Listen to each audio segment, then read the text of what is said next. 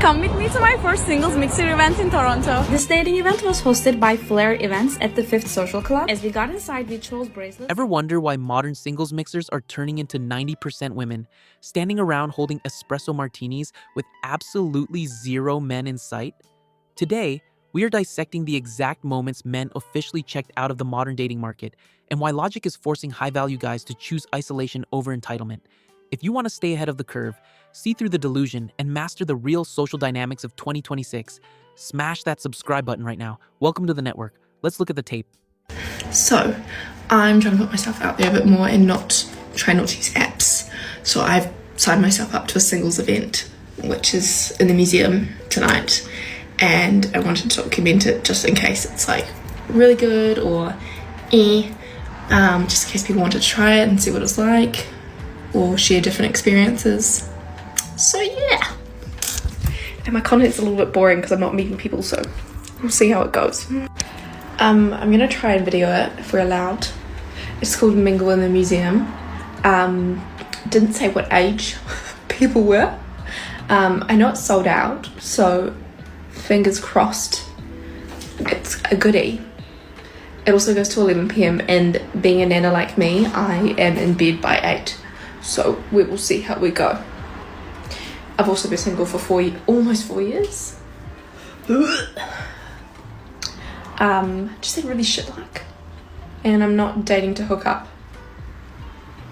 And it's hard out there, man. It's hard out there. So we've just parked up at the event and the only people we've seen are above the age of like 40. Yeah. So wish us luck. So we're midway through. We're halfway through. We've had people come up to us. Yep. We've had people circling like vultures. Unfortunately, I haven't noticed anyone that I wanted to talk to, but it's a pretty cool concept. Yeah. We're currently sitting in the museum. Yeah. And we might wrap up soon.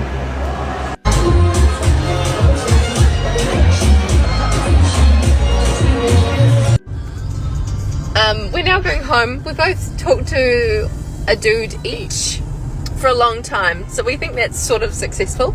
We got numbers. We got numbers. What happened to men pursuing girls? When was the pivotal moment that a man chose to not go after a girl anymore or put in any effort? It seems like guys can just put the bare minimum and not even really put in effort anymore. They don't really care to.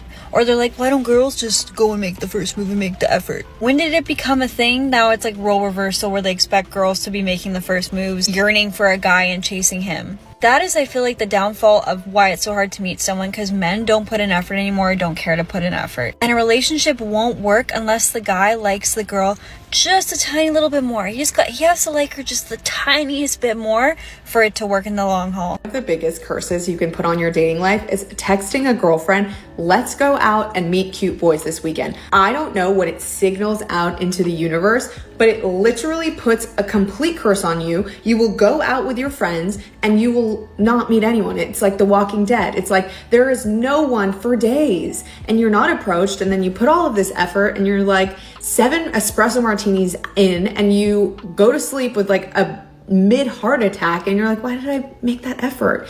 In my experience, I have only met guys when I am either dining alone, going somewhere alone, when I feel more approachable. And I think that it's something about like men being afraid to approach women, like large groups of women. And I think about it, and like whenever I'm with my girlfriends and we're like, let's go out and like, let's go get dressed up. You're sitting at a table.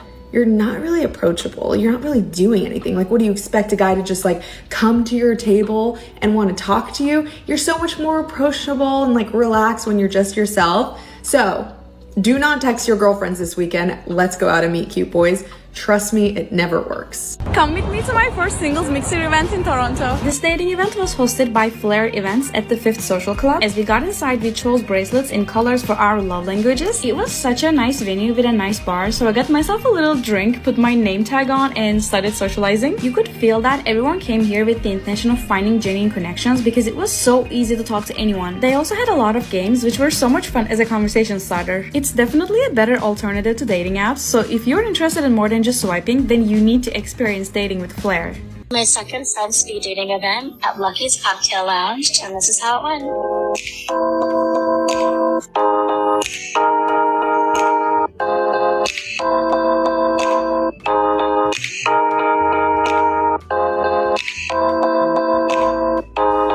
Come speed dating with me. I feel like you need Getting nervous now. It's not going well so far.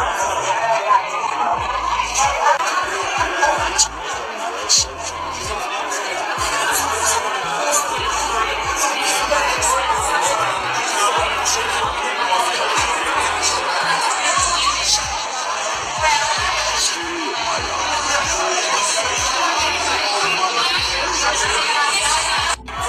Just had my drink. Cheers. No, let's get through that. We're gonna go because I'm really feeling it. Oh, really? Yeah, thank you, though. You should have gone the other way. I know. Single events than men, you don't have to be a rocket scientist to know why that is the case. Men have totally checked out. You have to work 10 times harder than your grandfather to get a woman who is a 10th as good as your grandmother. It's not worth it anymore.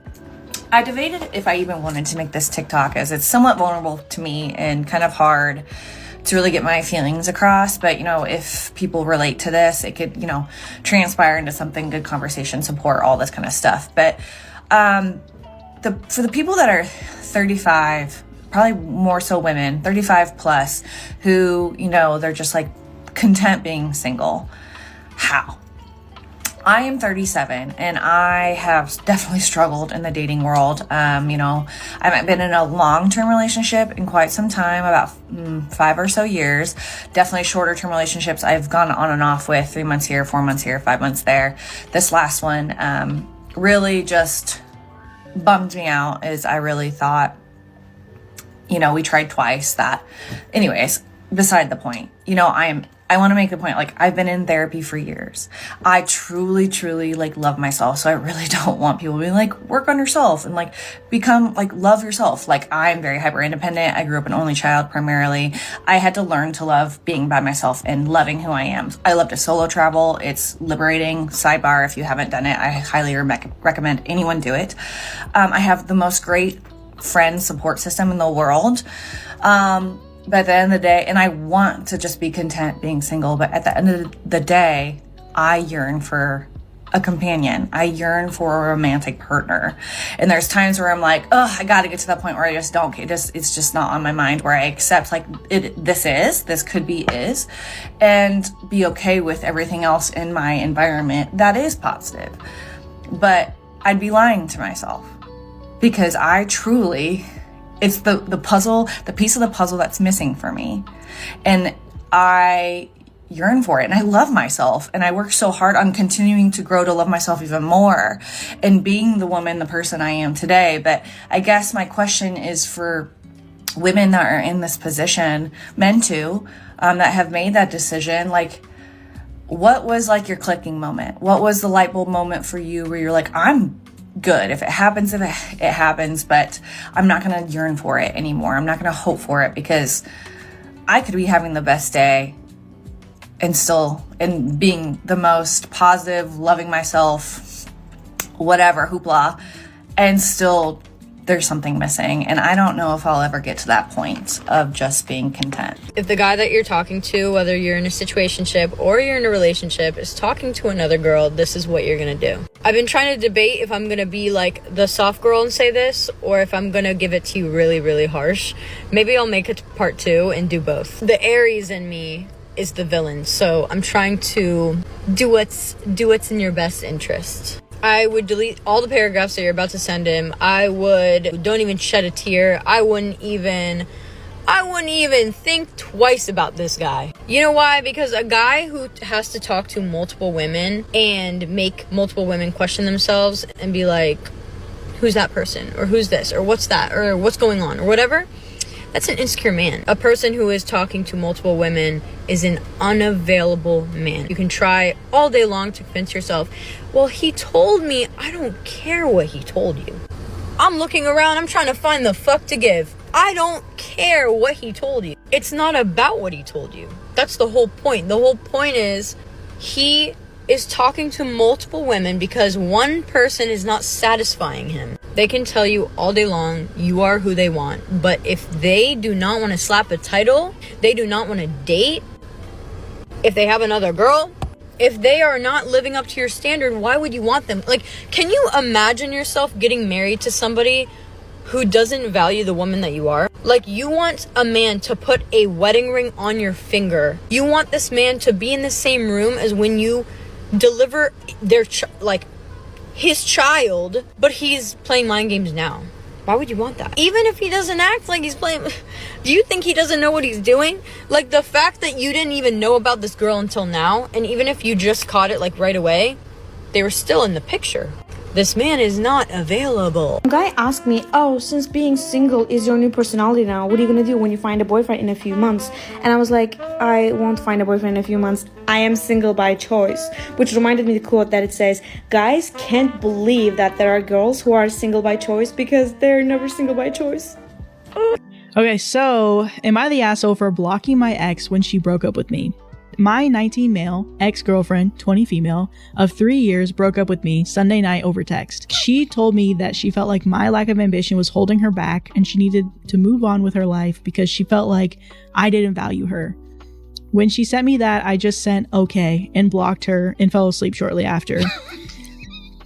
I did not block her friends and had loads of messages yesterday morning when I woke up. They were asking me to unblock her and to talk to her. My sister, 20 female, is also friends with my ex-girlfriend, and she told me that my ex was hurt by my sudden blocking and that she still wanted to talk to me for closure and wanted to make sure I was okay. I told my sister that I was okay and that I didn't want to talk to my ex, but would like it if she could tell her that I appreciate her checking on me. My sister was not happy with this and told me that it was a hard decision for my ex and... Sorry. There's nothing funny happening. You're dying. My sister was not happy with this and told me that it was a hard decision for my ex and she just wants to talk to me. I again told her that I was fine and that I'd rather not. My sister then told me that I'm acting insanely calm for being broken up with someone that I was with for 3 years. I told her that I was fine. She again asked if I cried and I told her that I didn't and just fell asleep listening to music. My sister told me that she was concerned about my lack of emotion and told me that my behavior isn't normal. I told her that I'm not obligated to cry over anything, and I think it's weird that she was acting like I was. His sister should mind her business. Why was she complaining about the fact that he was too calm? Was she expecting him to cry just because his girlfriend of 3 years broke up with him via text? He is dealing with this situation in the best way possible. There is no need to bring more drama to his life. His ex decided to leave and he gave her what she wanted, and she should be happy. My sister once again told me that it wouldn't hurt to have one conversation with my ex because she was still worried about me and wanted to stay friends. I once again told her that I was fine and I didn't want to talk to her. She told me that my lack of compassion is psychotic. That pissed me off, so I started ignoring her and eventually she left me alone. This morning when I woke up, my sister sent me a bunch of text messages again, so I blocked her. And because of this, she went and told our parents, and they are upset with me for blocking my ex without communicating first. They said that we've been together long enough and they thought of her as a second daughter. I was just aggravated at this point. So confused. And told them that I'd appreciate if they mind their business, but they didn't stop, so I told them that I wouldn't hesitate to block them too if they continue. Crazy.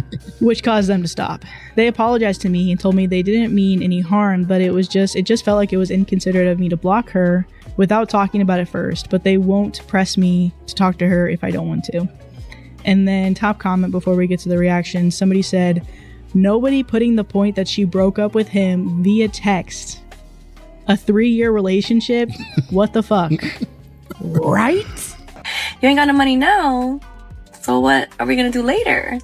What I'm about to say is gonna piss some people off, but let's get into it. Real men take women on dates, dinner dates. They make an effort. They try. They pick a place. They go through the whole courting process. Boys will ask you to go for drinks or coffee because they're low effort and they're on a budget. And it's a low budget because they're trying to meet as many girls as they can without spending a lot of money.